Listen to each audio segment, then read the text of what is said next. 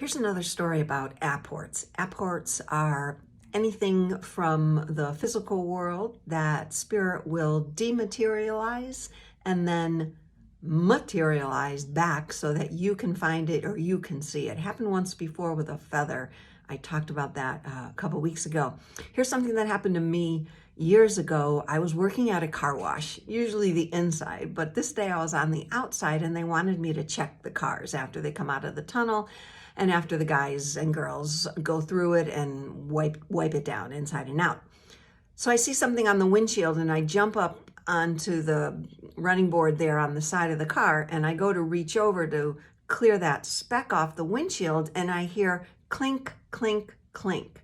And I look down and say, do I have a necklace on? Is my belt touching?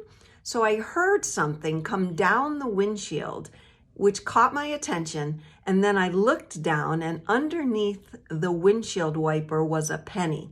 Underneath the windshield wiper. Now, the kids always pick up the windshield wipers and wipe. When it comes out, the windshield wipers are going.